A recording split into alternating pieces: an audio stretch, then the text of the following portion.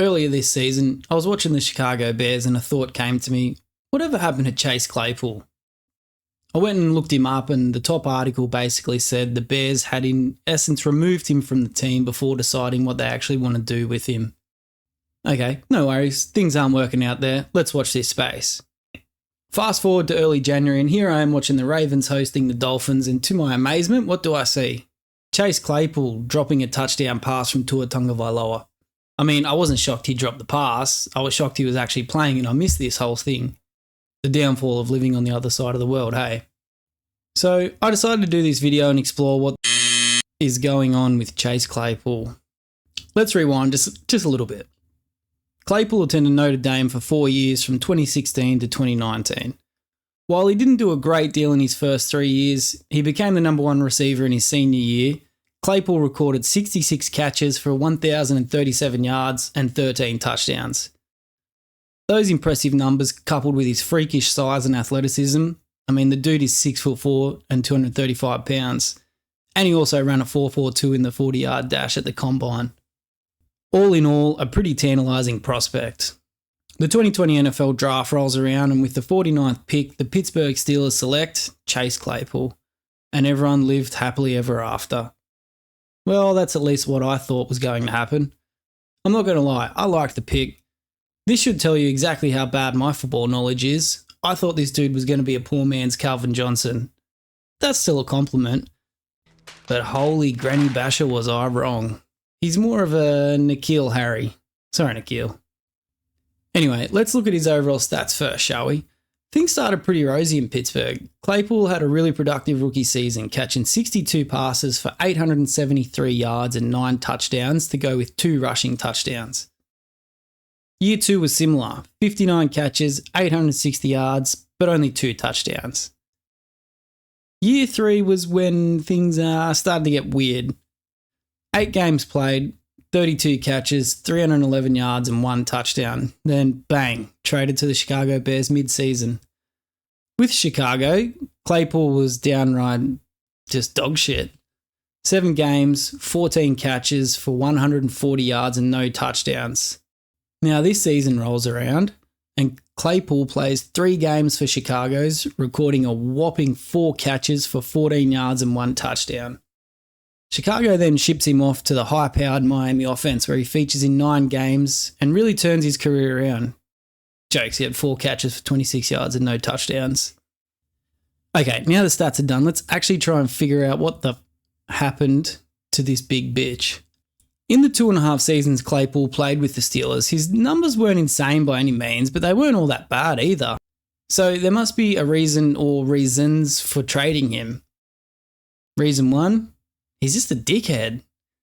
There were countless stories about Claypool being a distraction behind the scenes and how he was affecting team chemistry. Another reason?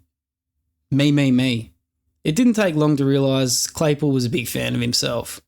That's not necessarily a problem, but I think there's a limit and he was pushing that thing way too far.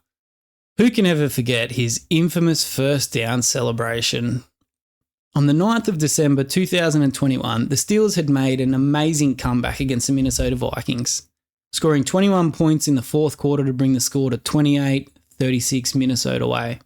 With 44 seconds left on the clock and the ball on the Minnesota 43-yard line, the Steelers were facing a 4th and 1 with no timeouts remaining. Pittsburgh converts with Big Ben Roethlisberger finding Claypool for 9 yards. The problem with this play though, with time running out, 99.9% of pro players would jump up immediately and either run the ball to the ref or even their own centre. Nuh-uh, not Mr. Worldwide Chase Claypool. Instead, he got up holding the ball and celebrated his fantastic achievement.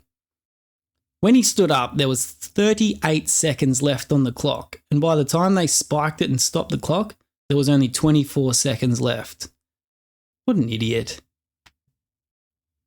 Whilst Claypool was celebrating, Steelers offensive linemen were running over and attempting to actually snatch the ball out of the hands of the ever-oblivious Claypool.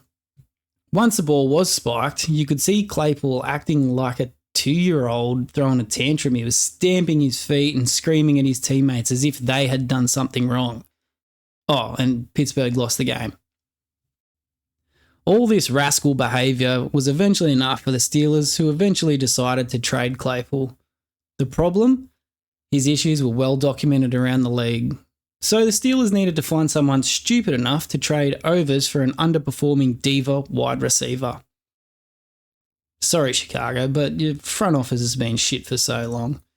We don't need to go there, actually. The Bears would send their second-round pick to the Steelers in exchange for Big Chase. Seems like a decent deal for both parties, right? Nope. The problem was the Bears were poopy. They came dead last, which meant that second rounder they sent was actually the 32nd pick. Technically the 33 pick, but the Miami Dolphins were naughty boys and they lost their first round pick. You know the story. The Steelers drafted none other than the son of a Steelers legend, Joey Porter Jr. He's been pretty good this year, I guess you could say. Ladies and gentlemen, another Ryan Poles masterclass. But that's not this video. Let's not worry about that. Anywho, hope was somewhat high that Claypool could continue to produce and get his behaviour in check. Jesus Christ, that didn't happen, did it? In fact, the complete opposite of that happened. 10 games, 18 catches for 190 yards and 1 touchdown. But it wasn't just his booty production that was the problem. No, what's even worse was his effort. You can teach and coach just about anything to do with the game of football, but you can't teach or coach effort. Usually you can tell how bad someone wants something or how desperate they are to succeed just by their effort. This is a little piece of knowledge that I've heard. I don't know who said it, but here it is. Hard work beats talent when talent doesn't work hard. There were obviously clips doing the rounds of his shithouse effort to block and giving up on plays and just looking like a pussy. Surprisingly, it didn't take long for the Bears to realise their mistake. Thus, early this season, Chicago traded Claypool and a 2025 7th round pick to Miami in exchange for a can of Coke and a meat pie. Miami sent a 2025 6th round pick. Okay, a high-powered offense where he will be at best the third string target. Surely he gets a bit going. Surely. 9 games, 4 catches and 26 yards. That's it. Anyway, with the playoffs approaching, I genuinely wish Chase the best and I hope he can produce something for the Dolphins. Not just for this year, but for his whole career and even his life after football. I hope he can turn things around after receiving an 8-course meal of humble pie and reality. I don't dislike the dude. I have no reason to dislike him. Sometimes it's just nice to see arrogant people who are better and more successful than you struggle, which is a pretty sad reality, really. At least I'm honest, I guess. Let me know in the comments what you think of him and more importantly, if he can ever change things around the league. Thanks for watching and Clayt ya.